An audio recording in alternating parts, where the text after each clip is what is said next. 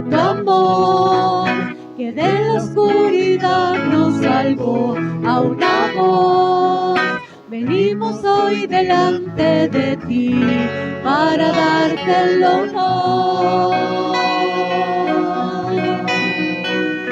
No a nosotros, oh Dios, sino a tu nombre sea dada la gloria. No a nosotros, oh Dios, sino a tu nombre sea dada la gloria.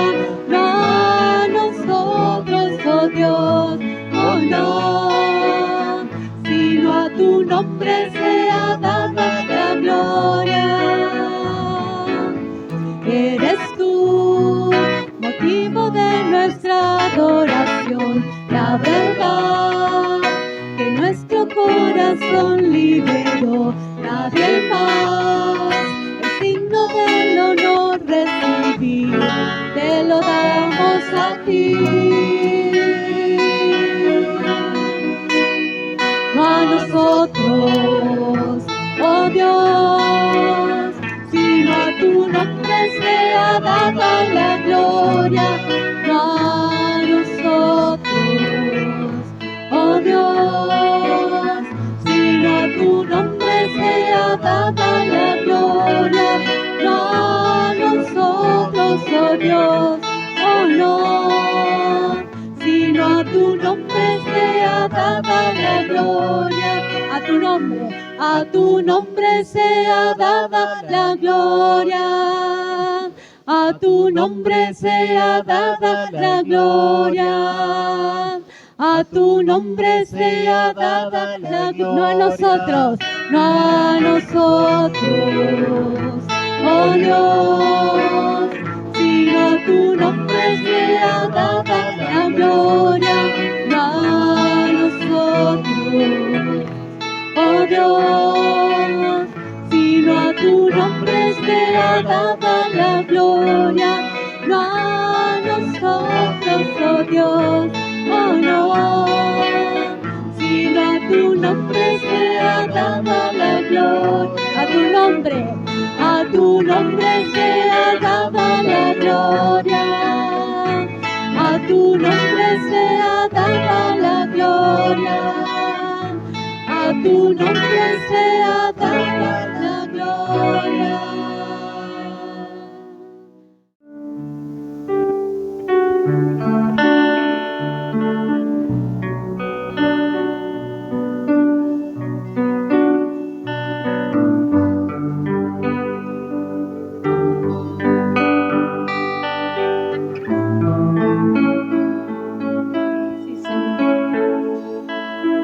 Quiero conocerte cada día más, a ti, entrar en tu presencia y adorar.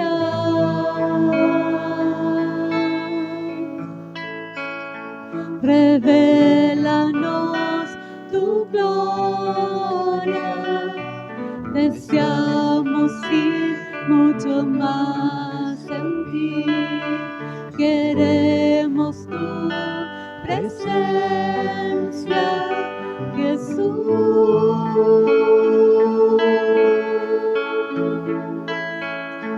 Al que está sentado en el trono, al que vive para siempre y siempre, sea la gloria, sea la honra y el poder, sea la gloria, sea la honra y el poder.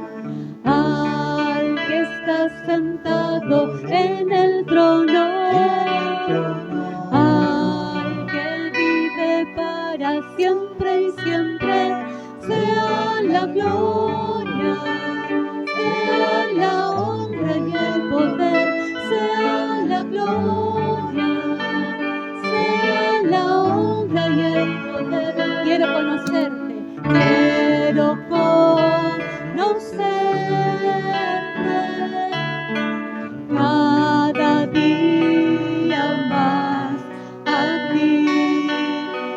entrar en tu presencia y adorar.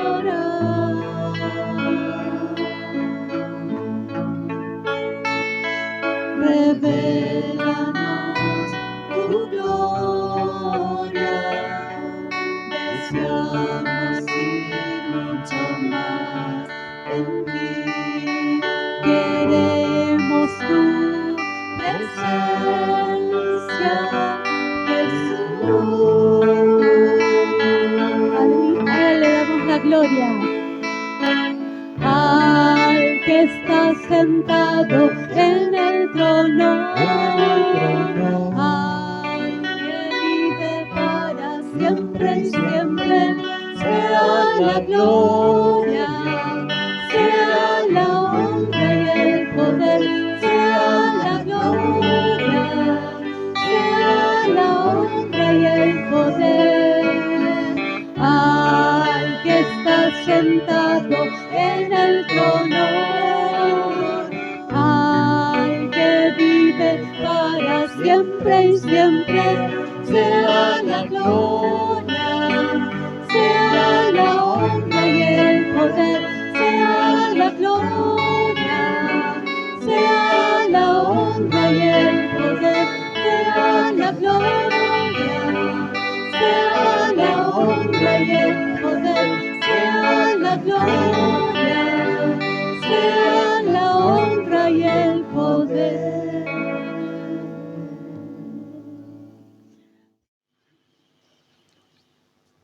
Bueno, me da gusto de verlos y sobre todo de que tengan el deseo de escuchar del Señor, ¿no? Para mí una tremenda responsabilidad preparar y ser canal de esto.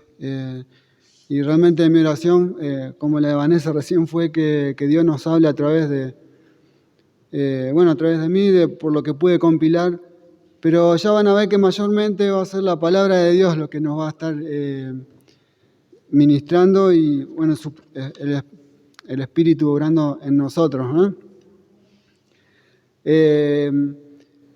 Les quería compartir algo que no es tan fácil. O sea, estuve viendo un video de un grupo cristiano que en una de las primeras imágenes, un video musical, ¿no? En las primeras imágenes muestra algo que pasó con unos misioneros en el Ecuador. No sé si cuántos conocen la historia, pero pasó, ¿cierto? Que fueron 5 misioneros en el Ecuador, en la selva, y querían acercarse a una tribu que estaba muy alejada, era un poco violenta, nadie había llegado a ellos, ¿no? Hicieron un viaje, vieron un lugar donde parar, cerca de la aldea, entonces pararon con el avión ahí en el río y de a poquito se le iban acercando. O sea, el primer día se le acercó 1 o 2 personas de la aldea, al siguiente día otras 2, algo así fue. El asunto es que al tercer día iban a venir el pueblo, estaban emocionados porque se iba a dar el encuentro ese tan esperado para ellos, ¿no? Entonces, una comunicación que quedó registrada era que Jim Elliot, creo que fue, Jim Elliot era uno de esos 5. Él o otro más dijo, mañana es el gran día, ya estamos preparados para la reunión, ¿no? Y después no se supo nada más de ellos. Cuando fueron al lugar, estaban los 5 muertos a flechazos. Y a mí me impactó mucho la imagen de uno de los cuerpos, de las fotos que sacaron cuando los encontraron. Estaba el cuerpo flotando boca abajo. Y ustedes me dirán, de eso tenés que hablar hoy, Martín. ¿Qué les parece a ustedes? Que esto de hablar de la muerte no es muy agradable, ¿no? ¿Qué piensan ustedes? Es triste, ¿no? Es incómodo hablar de la muerte. ¿O qué más es?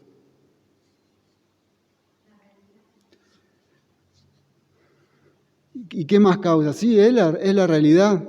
Es parte de todo. Entonces, tampoco es tan grave como ya vamos a ver. Y esa es la idea de hoy, de que, aunque sea incómodo hablar, ya vamos a ver cómo Pablo lo presenta así como algo, en una de las cartas ahora que vamos a leer, ya se van a dar cuenta como que es algo, bueno, ¿por qué no vamos a hablar de esto? No lo evitemos.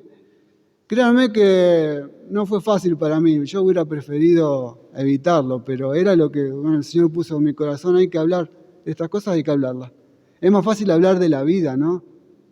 Dar mensajes positivos y eso es más llevadero. Pero hoy estamos acá para aprender de Dios y no siempre las lecciones que nos enseña el Señor son fáciles de aprender. Realmente ya lo vamos a ver, pero son las mejores, las profundas. De nada nos sirve algo superficial, una enseñanza de optimismo barato, sino del optimismo verdadero, el real, la cruda realidad. Pablo escribió en Filipenses, en capítulo 1, vamos a leer 2 versículos. El mensaje de hoy está basado en eso, en 2 versículos de la carta de Filipenses.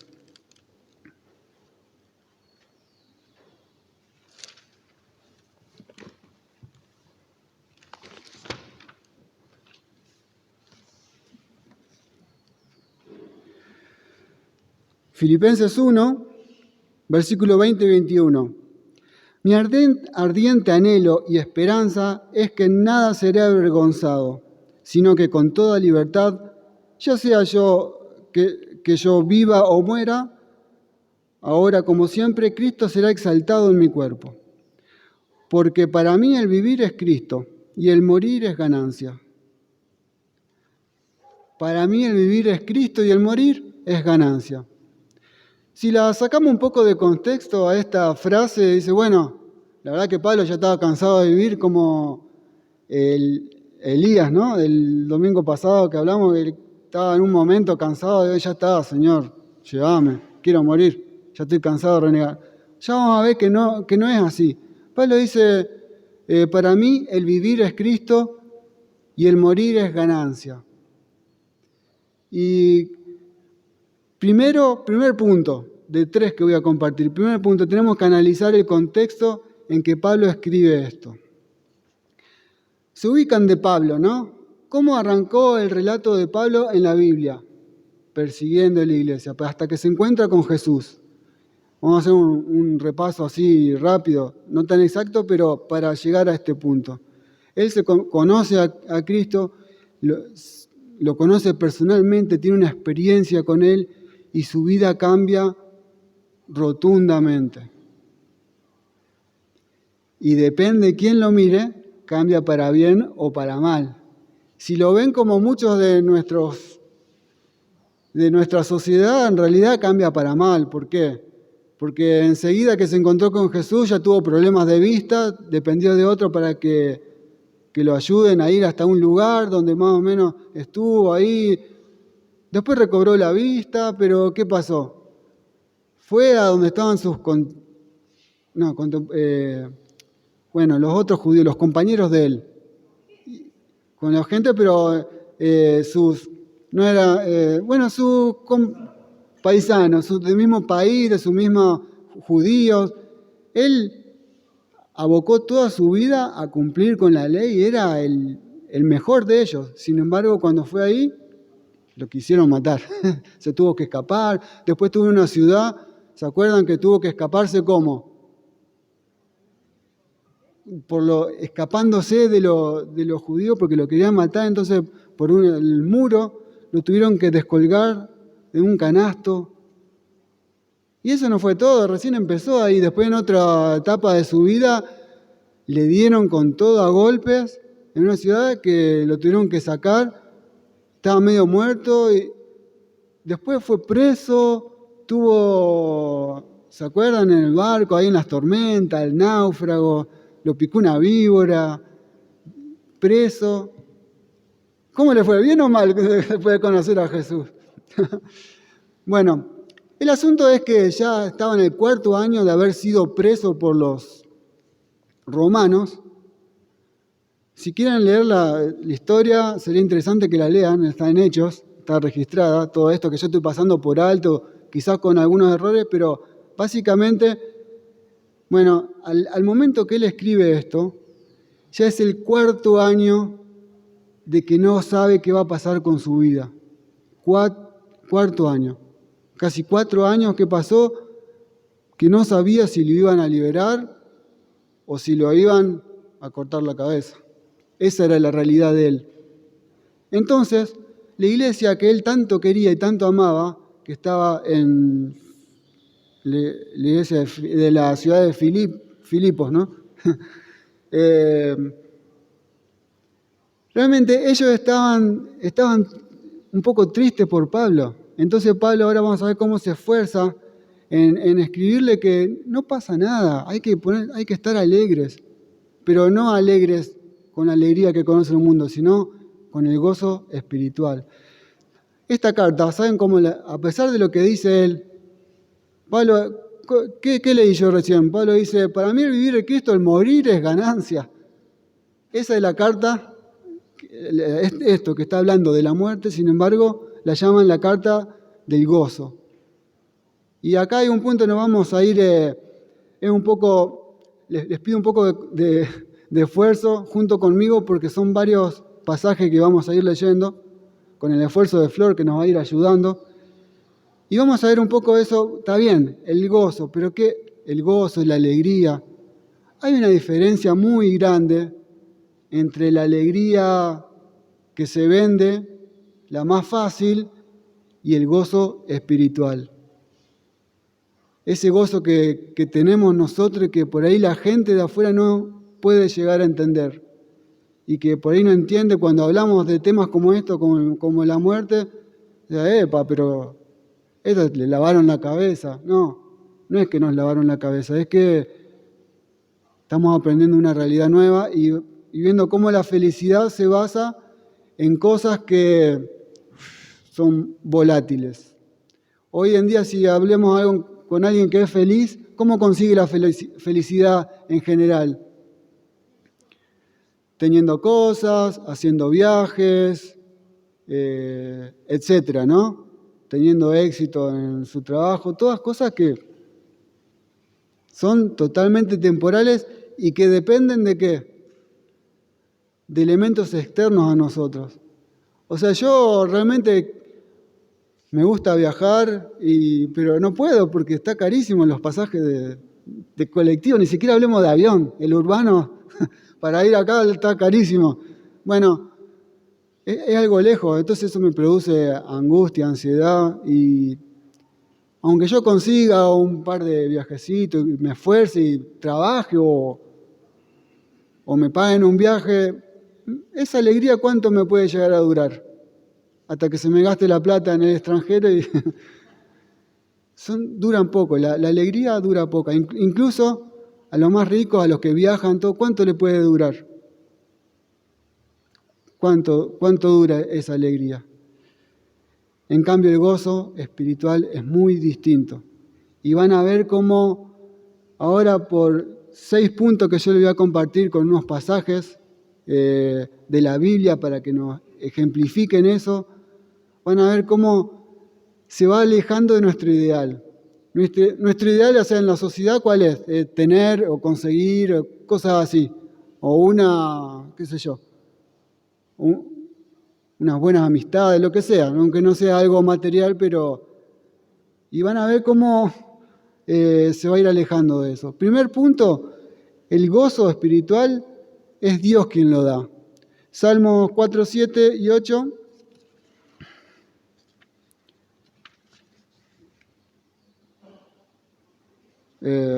Medio difícil leerlo, dado vuelta, voy a buscarlo.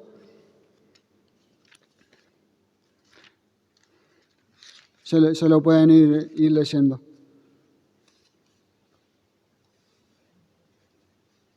Tú has hecho que mi corazón rebose de alegría, alegría mayor que la que tienen los que disfrutan el trigo y vino en abundancia. En paz me acuesto y me duermo, porque solo tú, Señor, me haces vivir confiado. Ahí ya vemos cómo de tiempos del salmista ya es sabido que la alegría va más allá de los bienes materiales o de cuando abundan las cosas. es la única que nos da el descanso que tiene acá el salmista, ¿no? Bueno, y Salmo 16, versículo 11.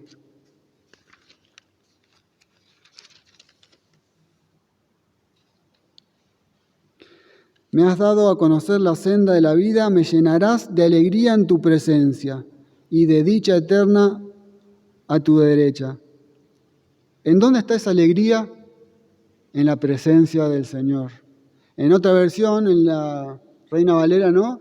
Dice, delicias a tu diestra. Es como que cuando estamos con el Señor, Él es todo la verdadera alegría, ¿no? Segundo punto, Dios lo concede a este gozo espiritual a quienes creen en Él, o sea, a los creyentes. Él les concede este gozo. Es algo que Él concede. No solamente que Él da, sino que a los que creen, bueno, vos crees en mí, una consecuencia, te doy el gozo, ¿no?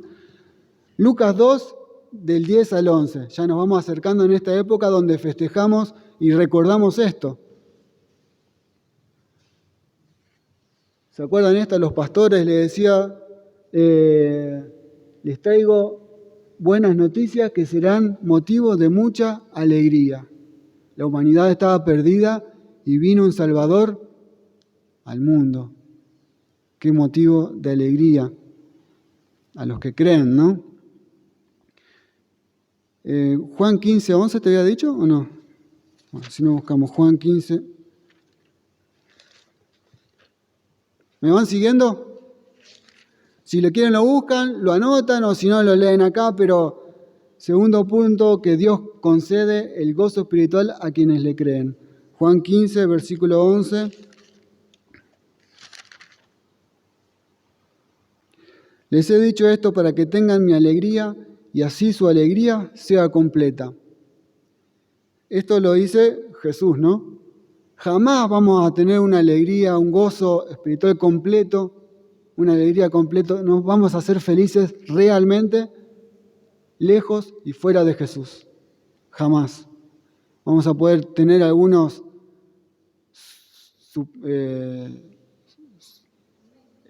suplementos, no me sale ni una palabra. Hay cosas para suplantar, pero no la alegría verdadera que da solo Jesús, porque creemos en Él. Tercer punto, el Espíritu Santo es quien lo produce.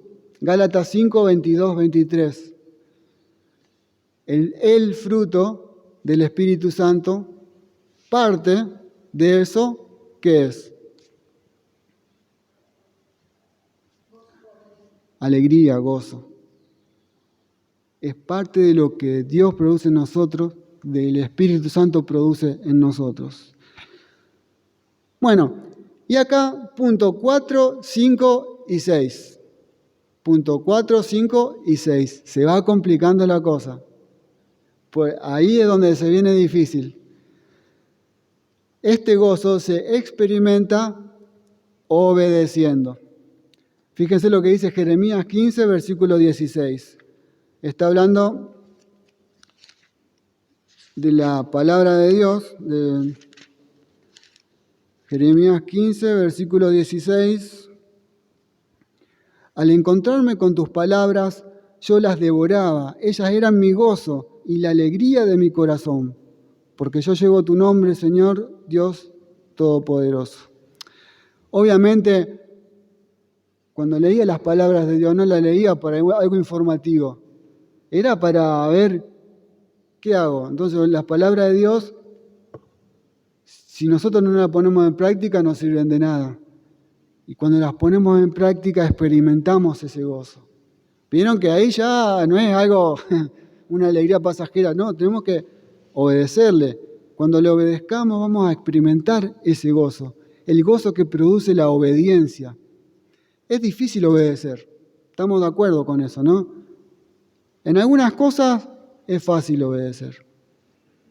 Amar a nuestro mejor amigo, es fácil. Amar al que me da regalos, es fácil. Amar al que me rechaza, amar al que me ataca, amar dije, amar a mi enemigo. Jesús no murió por los enemigos, murió por nosotros que éramos enemigos de Él.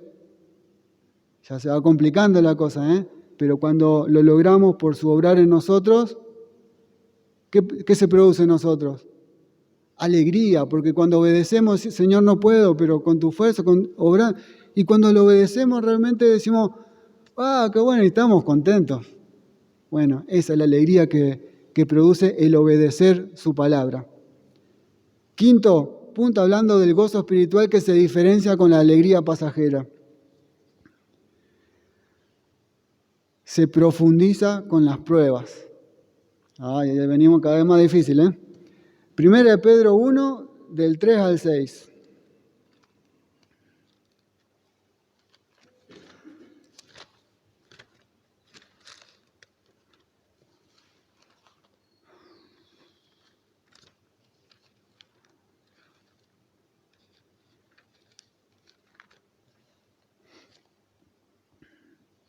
Alabado sea Dios, Padre de nuestro Señor Jesucristo.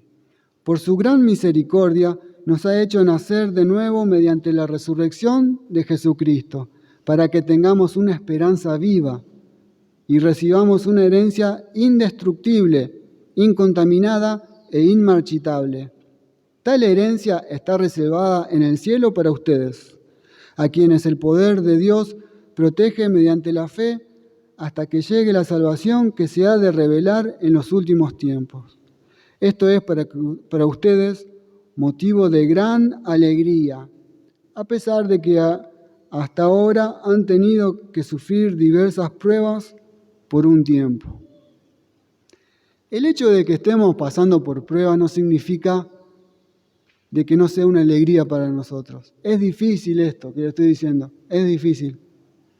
Pero está acá en su palabra. Tenemos semejante esperanza viva, no una esperanza muerta, algo vivo, algo que nos mantiene, algo que cada vez que leemos la Biblia es un encuentro personal con Dios. Jesús está vivo y nos relacionamos con Él. Es una esperanza viva. Y bueno, lamentablemente, en general, ¿no? Si te va bien es porque Dios te bendice y si te va mal es porque algo raro, algo mal estás haciendo. Esa es cuando la iglesia no está llena de gente, tapada de gente y cuando hay o cuando está pasando algún problema, algo, enseguida están los acusadores que dicen, algo mal estás haciendo. No. Pero a pesar de eso, cuando realmente estamos en comunión con Dios, cuando los problemas que tenemos son no porque desobedecimos, porque cuando pecamos los problemas vienen solitos, los traemos nosotros. Pero cuando realmente estamos en comunión con Dios, pidiéndole perdón por nuestros pecados y buscando esa relación con Él, y estamos atravesando pruebas y bueno, en esa comunión el gozo se profundiza. Ya pasamos al siguiente nivel de gozo. Fíjense que ya no depende de algo pasajero. Ya vamos por el punto 5. Ya estamos obedeciendo, tenemos más gozo porque obedecimos y estamos en medio de prueba. ¿Y qué? ¿Se pierde el gozo? Y si flaqueamos, lo podemos llegar a perder. Pero si realmente seguimos en comunión con Él orando, vamos a experimentar que no se pierde, que se profundiza. Le digo esto porque yo he pasado pruebas y realmente me he desanimado y realmente no he sentido un gozo en la prueba. Pero no importa porque el Señor se encargó de mandarme otras pruebas para que aprenda, que tenga la oportunidad de aprender de nuevo. Y les puedo asegurar que el gozo se profundiza en medio de las pruebas. Ya llegado a este punto, nuestra madurez creció tanto que ya no depende de las circunstancias de cómo nos esté yendo. Si tuve más ventas en el trabajo, si tuve más comisiones en el trabajo, si gané más, si apruebo más exámenes o no. No, ya es más estable, ya va más allá de las pruebas. Y el último punto, el gozo, este gozo espiritual, como llega a su punto máximo cuando ponemos nuestra esperanza en el cielo, en la gloria, ¿no? En la vida que nos promete en el cielo para siempre con el Señor, cuando nuestra esperanza está puesta ahí, cuando todo está ahí. 1 Pedro 1:8, ya la tenemos ahí, leemos el versículo 8. Ustedes, hablando de Jesús, ¿no? Ustedes lo aman a pesar de no haberlo visto, y aunque no lo ven ahora, creen en Él y se alegran con un gozo indescriptible y glorioso. ¿Aman a Jesús ustedes? ¿Se gozan con Él por la vida que vamos a pasar con Él? ¿Le tienen miedo a morirse? Sí, es fácil decir que no, yo por eso no quiero que me contesten. Yo también digo, no, podemos meter la pata como Pedro, con vos hasta la muerte siempre. Y después, así que no apuremos a contestar y examinemos nuestro corazón, que es la idea de hoy, ¿no? De decir, realmente, ¿cómo tomo yo el tema de la muerte? Está bien, si no tenemos miedo, es bárbaro eso. Pero examinándonos, decir, bueno, entonces la muerte que ya es, digamos, es simplemente un paso, no sé, Pablo decía, para mí, el vivir es Cristo y en realidad el morir es ganancia. ¿Vieron cómo nos vamos acercando a ver qué quería decir Pablo con ganancia? ¿Se quería morir él? ¿Tenía una actitud media suicida? ¿Estaba cansado de la vida? No me contesten, pero ya vamos a ir investigando. Ya vimos cómo en varias ocasiones en esta carta le está hablando del gozo, por algo le dicen la epístola del gozo. Por ejemplo, estamos en Filipenses, ¿no? Si se fueron, volvamos a Filipenses. Filipenses, recordemos, Pablo dijo, para mí el vivir es Cristo y el morir es ganancia. Entonces eso es lo que me llamó la atención esto. Bueno, hablando del gozo, capítulo 2, versículo 18.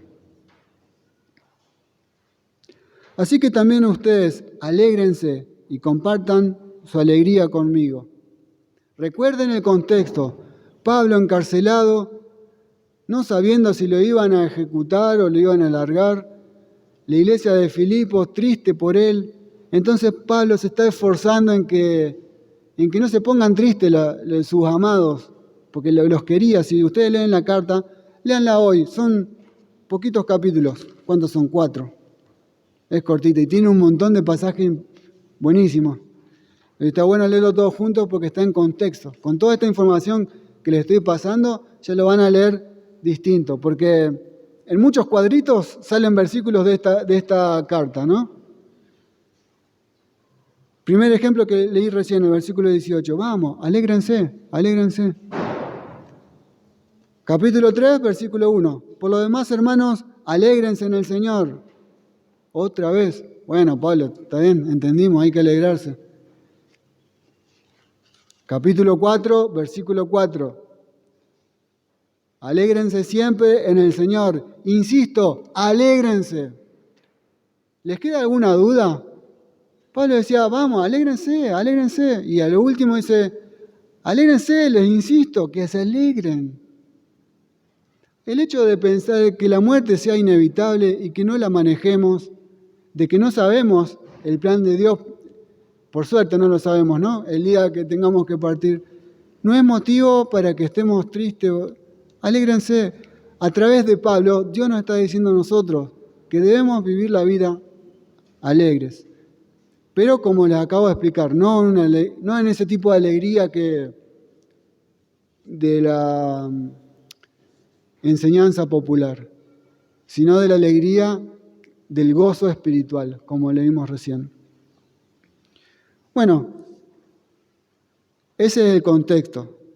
Ahora, ¿Qué quiso decir Pablo cuando dijo, para mí el morir es ganancia? Vamos a empezar por la parte difícil y después la parte fácil, o la parte más agradable. El vivir es Cristo, el morir es ganancia. ¿Por qué morir es ganancia? Vamos a leer del 20 al 26 de Filipenses 1, ¿no? Ya los dos primeros los leímos, pero vamos a repasar y leer un texto corrido.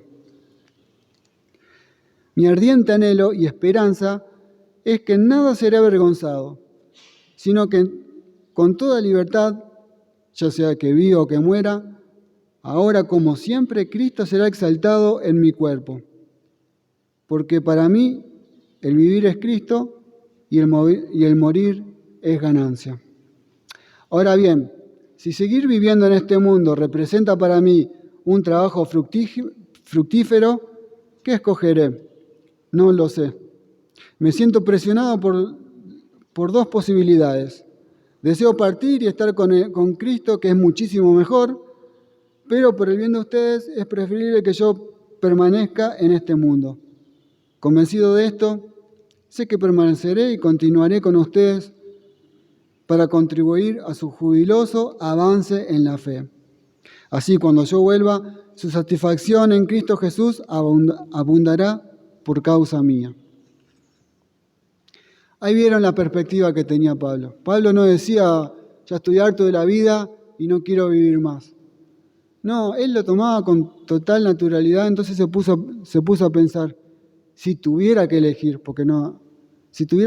¿qué hago?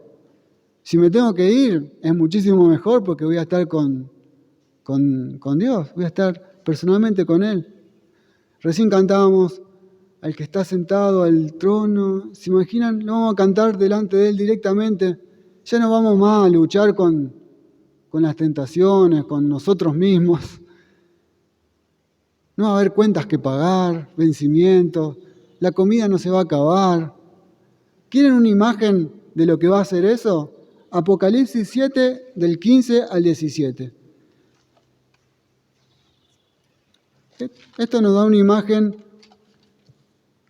que tuvo Juan de lo que va a ser el cielo. Es como un pantallazo de lo que vamos a vivir nosotros.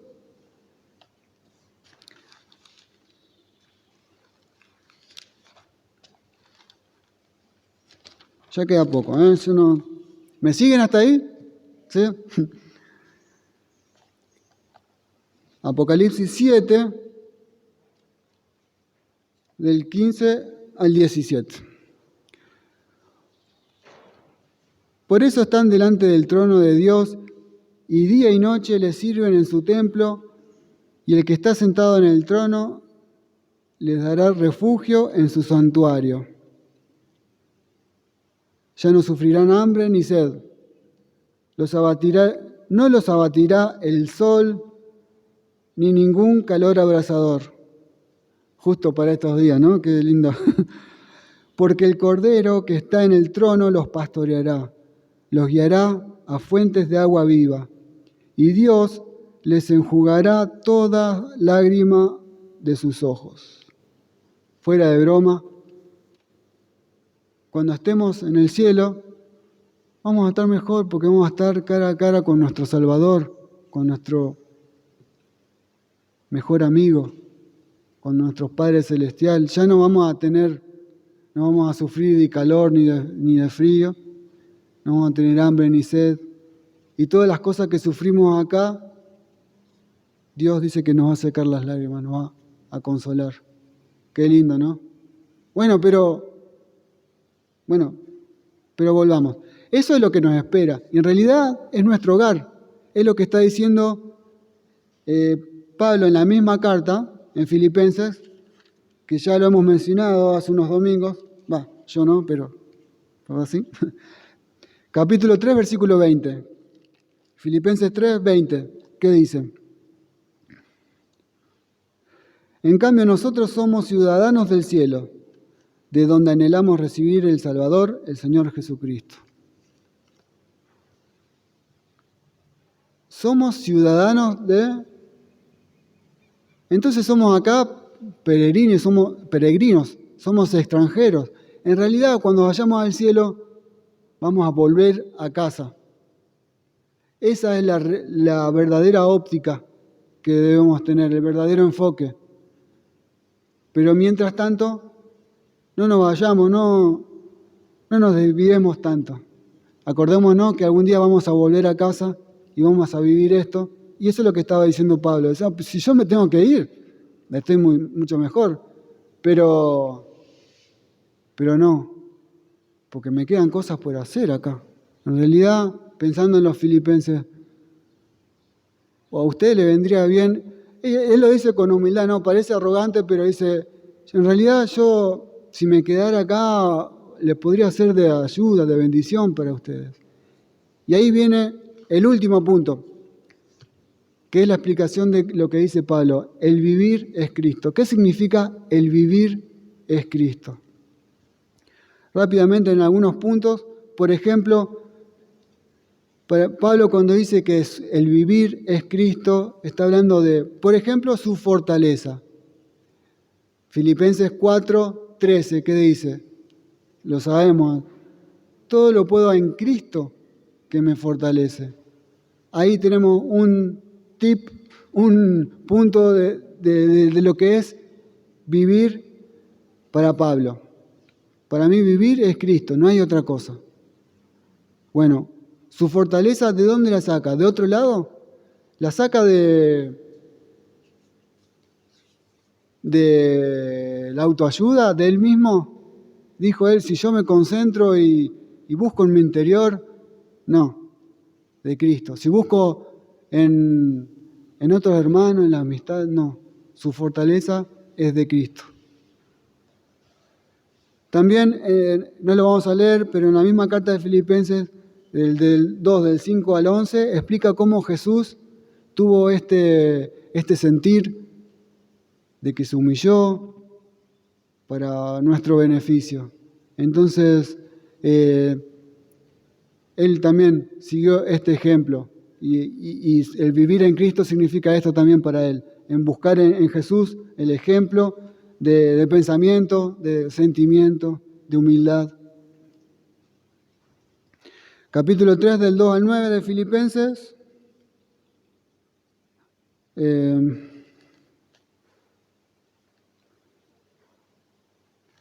Y esto lo vamos a leer porque es importante. Ya queda poquito, tengan paciencia, pero son todas palabras de Dios que importantes son. Realmente no puedo resumir porque ya vimos lo que era el gozo espiritual, y vimos cómo lo que decía Pablo, que el morir era ganancia. Pero bueno, nosotros estamos viviendo y no estoy compartiéndole esto para que nos quedemos de brazos cruzados esperando morir. No, todo lo contrario. El vivir es Cristo. ¿Qué es? Es esto.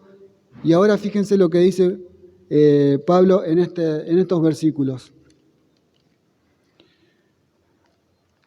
Cuídense de esos perros, cuídense de esos que hacen el mal, cuídense de esos que mutilan el cuerpo, porque la circuncisión somos nosotros, los que por medio del Espíritu de Dios adoramos. Nos enorgullecemos en Cristo Jesús y no ponemos nuestra confianza en esfuerzos humanos. Yo mismo tengo motivos para tal confianza. Si cualquier otro cree que tiene motivos para confiar en esfuerzos humanos, yo más. Circuncidado el 8º día, del pueblo de Israel, de la tribu de Benjamín, hebreo de pura cepa, en cuanto a la interpretación de la ley, fariseo, en cuanto al celo, perseguidor de la iglesia, en cuanto a la justicia que la ley exige, intachable. Ahora leemos lo que queda. Él está en contra y está con toda la bronca con aquellas personas que están enseñando que por esfuerzos humanos, por seguir la ley, pueden tener la salvación. Y eso, sin querer, anulamos lo que hizo Jesús. Entonces, no, Pablo dice, no, eso hay que cortarlo de raíz. Nada de lo que hagamos sirve. Y él se pone de ejemplo, y realmente era un ejemplo. Él siguió todo, era lo máximo. Sin embargo, ¿qué hace él? Estamos viendo que el vivir es Cristo en el que... ¿Qué hizo Él? Sin embargo, todo aquello que para mí era ganancia, ahora lo considero pérdida por causa de Cristo. Es más, todo considero pérdida por razón del incomparable valor de conocer a Cristo Jesús, mi Señor. Por Él lo he perdido todo y lo tengo por estiércol a fin de ganar a Cristo y encontrarme unido en Él. Todo lo que hizo Pablo, para él no vale nada, lo único que vale es Cristo. Entonces, el vivir es Cristo para él. Esa es una de las razones y para nosotros debiera ser lo mismo. Todo lo que nuestros logros personales, no estoy hablando de que si, yo, estudié, soy arquitecto, ¿no? Soy como Agustín, no sé dónde está Agustín. Cuando sea arquitecto. No es que digo, ya no estudio más porque, no estudio más porque, no. Pero el valor de eso todo queda en segundo plano. El vivir es Cristo. Para mí, por ejemplo, si yo fuera arquitecto, el valor sería un arquitecto para Cristo, para servirle con esa profesión a Él. Eso sería, ¿no? El enfoque y lo que tenemos que aprender. Bueno, Pablo desechó todo eso, no le importó nada, solo por vivir para Cristo. Y hay una razón más que de la vida en Cristo, que es Cristo de Pablo, que me gusta. Gálatas 2, 20.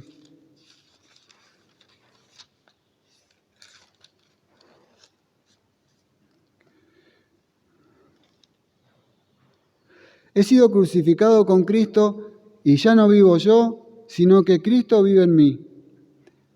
Lo que ahora vivo en el cuerpo, lo vivo en la fe en el Hijo de Dios, quien me amó y dio su vida por mí. Esto se resume en corresponder a su amor. Jesús dio la vida por Pablo, entonces Pablo decía, Él murió por mí, entonces yo ahora... Él me amó tanto, no puedo vivir mi vida, ya mi vida es de Él, yo no puedo hacer la mía. No sé si me entienden. Le pongo un ejemplo, ¿no? Supónganse que Vanessa me prepara una comida espectacular, que estuvo todo el día, dije, estuvo todo el día cocinando, todo, y yo voy llegando a casa y ella ansiosa esperándome con esa comida, y en la esquina me cuento con unos amigos, y dice, vení Martín, vamos a comer un asado ahí que preparé. Y yo, ¿qué hago? Sí, yo sé que Vanessa me preparó eso, pero una comida sana, pero el asado, una falda ahí. Supónganse que yo me vaya con los otros. ¿Cómo se sentiría Vanessa? Bueno, más allá del chiste, Jesús dio su vida por nosotros. Y nosotros decimos, pero yo soy libre en Cristo, y hacemos nuestra vida, no le sirvamos, o sea, Él nos amó y nos dio salvación y no tenemos que obedecerle por su amor, porque ya nos dio su amor. Es para corresponder a su amor. No podemos hacer menos que otra cosa que ser de Él. Eso es lo que decía Pablo. Para mí el vivir es Cristo. Para mí a mi voluntad ya morí. Yo ahora lo que vivo en la carne ahora en este mundo lo vivo en la fe en Cristo. Eso era parte de lo que él se refería cuando decía, para mí el vivir es Cristo. Y no solo eso, sino para terminar, 1 Corintios 15, versículo 58. 1 Corintios 15,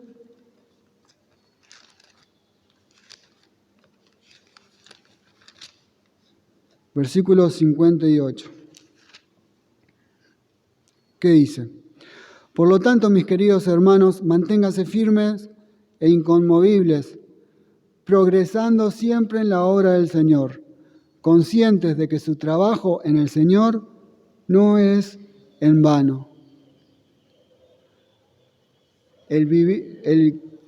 Cuando Pablo dijo que el vivir es Cristo, está hablando de esto también, del progreso, no solo del progreso de sus pequeños hermanos, de sus hijos espirituales y del trabajo que él hacía. Saben, muchas veces el trabajo que hacemos en el Señor, muchas veces no vamos a ver el fruto. Muchas veces la semilla cae, pero nosotros no sabemos si no va a crecer o va a crecer en un tiempo que diga el Señor. Y muchas veces va a ser fructífero y su palabra no va a volver vacía, como dice, va a dar fruto. En cualquier caso, de los 3 que le mencioné, de que dé fruto enseguida, de que dé fruto en otro tiempo o de que no dé fruto, en cualquiera de esos 3 casos no es en vano. Es lo que está diciendo Pablo acá. Pablo le dice, bueno, a Corintios no sé en qué época estaba, pero cuando él escribía a los filipenses, él estaba esforzándose en eso, en el trabajo en el Señor, tratando de decirle, vamos, alégrense, miren que si me muero en realidad es ganancia, pero si vivo voy a dar hasta lo último para ser de bendición para ustedes, para que podamos juntos alegrarnos, para cuando yo vuelva a visitarlos a ustedes, esa visita sea de alegría para ustedes, para mí. Ese era el enfoque que tenía Pablo de la vida y de la muerte. Para mí, Pablo decía esto, para mí el vivir es Cristo y el morir es ganancia. Ahora hoy yo te pregunto a vos, para vos, ¿qué es el vivir? Y para vos, ¿qué es el morir? Porque llevémonos como reflexión esto. Si seguimos viendo, si vemos a la muerte como una especie de castigo donde se termina todo, en realidad estamos viviendo desenfocados. Llevémonos esta pregunta a casa. ¿Para mí qué es el vivir? ¿Para mí el vivir en Cristo?